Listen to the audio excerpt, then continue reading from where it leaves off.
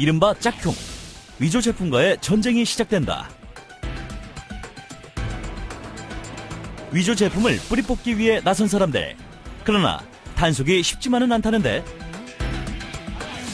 일촉즉발 단속 현장, 잠시 후에 만나보시죠. 우리 주변의 주택가는 물론 추석을 앞두고 벌초가 한창인 산속 등에서 말벌에 쏘이는 사고가 잇따라 일어나고 있습니다. 심하게는 목숨까지 위태롭게 하는 말벌 쏘임 사고. 그 예방법은 없는지 이슈엔 현장에서 알아봅니다. 카트를 해가지고 걸렸으면 열이라도 안 나죠. 그냥 제가 불법이에요. 아니 우리가 파는 게 불법인지 모르잖아요. 우리는. 위조 제품 근절을 위해 나선 사람들. 그러나 여전히 상황을 이루고 있는 짝퉁 시장. 그 단속 현장을 이슈엔 현장이 다녀왔습니다. 이곳은 서울시의 경제정책과 서울시에서 이루어지는 산업을 비롯한 경제 분야의 업무를 총괄하고 있는 곳입니다. 현재 서울시에서는 짝퉁 공화국이라는 오명을 벗고 지적재산권을 보호하기 위한 단속을 벌이고 있는데요. 단속반은 서울시 공무원과 시민감시단, 위조 제품을 감별하는 전문가로 구성되었습니다. 그죠? 네. 없다고 그러면 사장님 신분증 없다고. 사업자 등록증이라도 제시해야 돼. 사업자 등록에 다 나오니까. 강남에 위치한 한 상가. 서울시에서 수상품 합동단서 나왔습니다. 매장 좀 둘러보겠습니다. 너무 많다 이게. 없어요. 지금 너무 많아서. 아파트 단지에 위치한 상가에서 버젓이 거래되고 있는 이른바 짝퉁 명품들. 때문에 확인을 해야 돼요. 일단 적어주시고 나중에 확인은 해야 돼요. 지금 정리하는 거라서요. 제가 이게 바꿔주고. 이런 물품은 이 정도 양은 저희들 뭐 고발할 수밖에 없습니다. 계속되는 위조 제품 단속. 그러나 상인들의 반발이 만만치 않다고 하는데. 이런 상품 등록에 돼 있는 문양이다.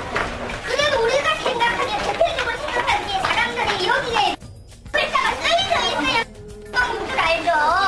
카트를 해가지고 걸렸으면 열이라도 안 나죠.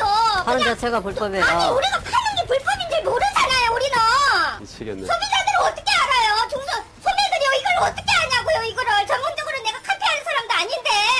시민감시원을 통해서 모니터링 활동을 펼치고 있는데 상가는 굉장히 안 좋은 쪽으로 저희들이 모니터링이 됐고요. 엄밀히 말하면 도적질 행위인데도 불구하고 신고 안 하고 그걸 오히려 사려고 하는 사람들. 저희들 단속 중에 내국 한국 사람이었는데 지금 단속 중입니다 이렇게 하니까 파니까 사는데 왜요? 라고 반발도 이루어지는 정도니까 굉장히 심각한 수준이라고 판단됩니다.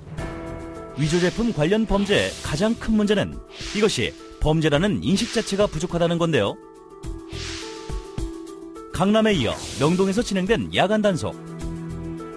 명동에서는 7월 16일부터 3달간 고발 건수가 79건, 적발된 물품들이 8천만 원 상당에 달할 정도로 많은 양의 위조 제품이 거래되고 있는데요. 그러나 위조 제품을 판매하는 상인들이 조직화돼 있어서 단속이 쉽지 않은 상황. 게다가 상인들의 반발 역시 심한데. 매장들은 가만 냅두고, 네, 전체적으로, 물건 대충 동대문 가서 잡으라니까. 그러면 왜 안 할 테니까요? 다 봐주고 왜 여기 와서 이러냐고. 그러니까 동대문 가가지고 나도 사진 다 찍어가지고요. 시간대 다 핸드폰에 나오니까, 청춘으로 가가지고 내가 다 가서 얘기할게요. 근무태만으로. 매장 가가지고. 왜 평가를 하냐고 당신네들. 매장은 봐주고 노점만 잡어. 매장 다 매장 가자. 점점 더 격해지는 반발. 반성의 기미는 전혀 없습니다. 난 안 가요. 안 가요. 가서 물건 찾아 거기 있으니까. 나 그만 안 가. 나 자리에 있을 거야. 당신이 갔다 와. 나 자리에 있으니까 경찰 불렀지. 나 자리에 가 있을게. 가르쳐줘요. 계속되는 실랑이에 결국 경찰까지 출동하게 됐는데요. 서울시의 단속반은 사법권이 없기 때문에 현행범이라고 해도 체포하거나 물품 압수는 불가능한데요. 이날은 경찰의 도움으로 적발된 위조 제품을 전량 압수할 수 있었습니다. 저희들 명동 야간, 특히 뭐 야간 위조상품 단속 나가면 저희들이 한 곳 내지 두 곳밖에 적발이 안 돼요.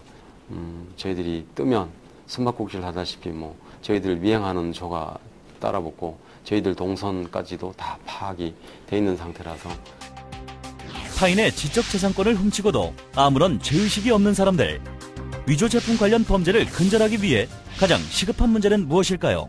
위조 상품을 생산, 유통하는 조직에 대해서 철저하게 단속과 처벌을 이루어져야 합니다. 지금 짝퉁이라는 용어가 일반적으로 많이 사용되고 있는 것처럼 소비자들은 위조 상품 사용에 대해서 그것이 불법적인 일이라는 점에 대한 인식이 매우 옅습니다. 그렇기 때문에 현재도 이루어지긴 하고 있지만은 좀 더 다양한 캠페인과 교육을 통해서 그 위조 상품 사용, 즉 짝퉁의 사용이 불법적이라는 점을 소비자들에게 교육을 시키고 그 인식을 전환시킬 필요가 있습니다. 유독 지적재산권 관련 범죄에 관대한 대한민국.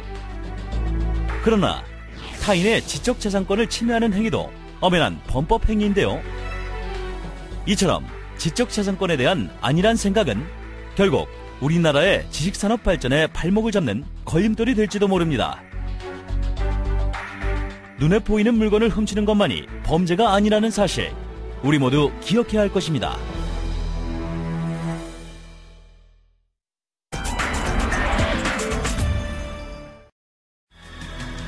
최근 5년간 벌에 쏘여 병원을 찾은 환자가 약 47%나 증가했습니다. 특히 벌 쏘임 사고의 60%는 8월과 9월에 집중됐는데요. 추석이 가까워지면서 벌초며 산행 등 야외 활동이 많아지는 시기이기 때문입니다. 벌 쏘임 사고를 막을 수 있는 방법, 이슈인 현장에서 살펴봅니다.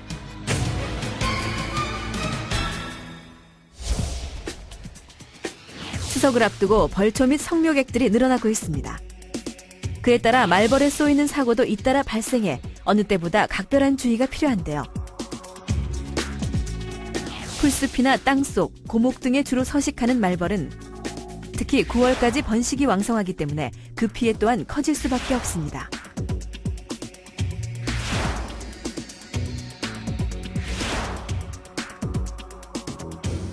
추석을 앞두고 벌초를 준비하시는 분들이 많으실 텐데요. 벌초를 하시다가 이제 실수로 주변에 뭐 벌집을 건드려서 벌에 쏘이는 경우가 많습니다.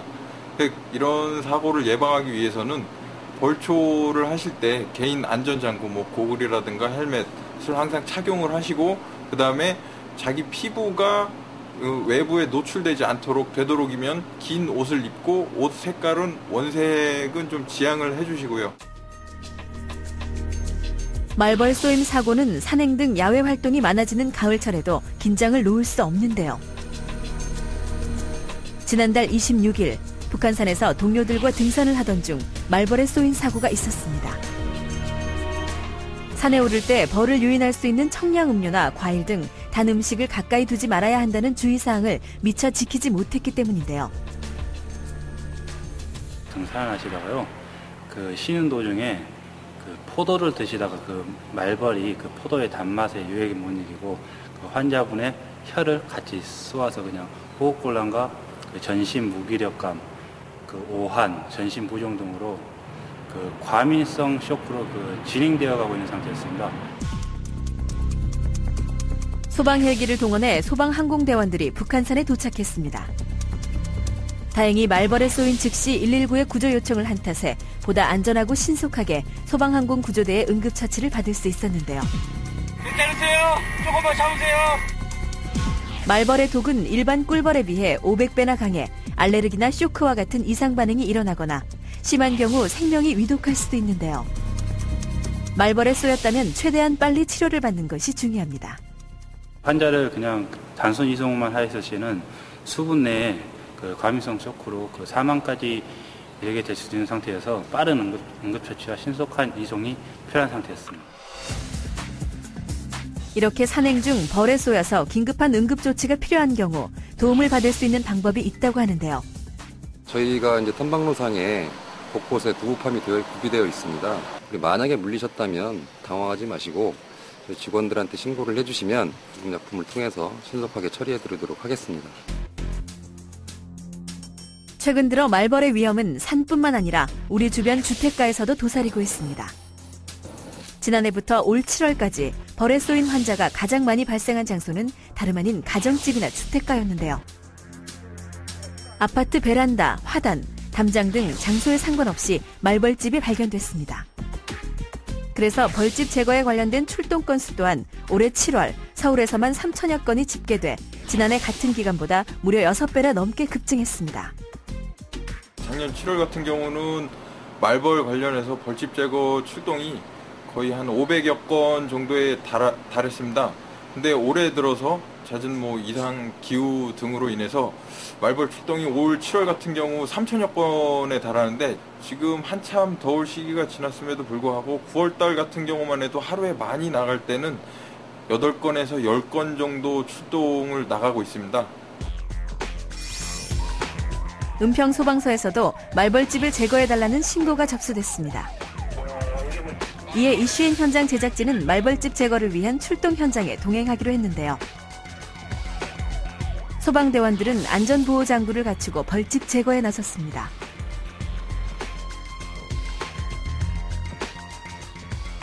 벌집단.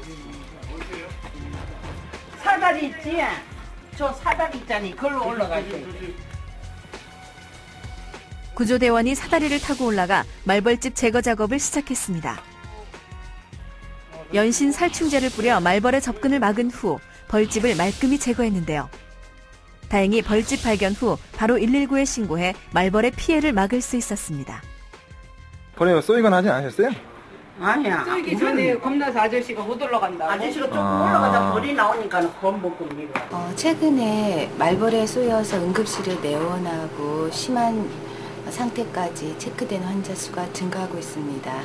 말벌에 쏘인 경우에는 간단한 국소 부종에 끝나는 경우보다는 호흡곤란과 기도폐쇄를 일으키고 쇼크 증상까지 일으키는 굉장히 치사율이 5시간 이내에 50%까지 이르는 위험한 상태라고 볼 수 있습니다. 말벌은 독성이 강하고 계속 침을 쏠 수 있기 때문에 그 위험성이 매우 큰데요. 우선 말벌과 마주칠 경우 보통 말벌이 먼저 공격하지 않기 때문에 가만히 지나갈 때까지 기다려야 합니다. 또한 집 주변에서 말벌집을 발견했을 경우 스스로 제거하려다 오히려 벌들을 흥분하게 하면 더 큰 피해를 입을 수 있기 때문에 재빨리 119에 신고하는 것이 가장 좋습니다.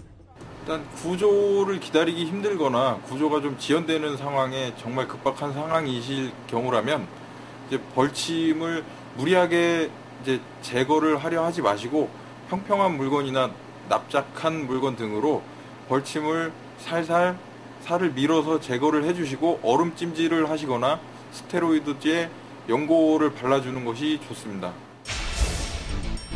매년 말벌 쏘임 사고가 늘고 있습니다. 특히 말벌의 번식기인 요즘 벌초나 산행 등 야외 활동이 많아지기 때문에 더욱 주의해야 하는데요. 벌초나 성묘 등으로 산에 갈 때나 집 주변에서 말벌이나 벌집을 발견했을 때의 주의사항을 잘 익혀두는 것이 말벌의 위험으로부터 벗어나는 최선의 방법입니다.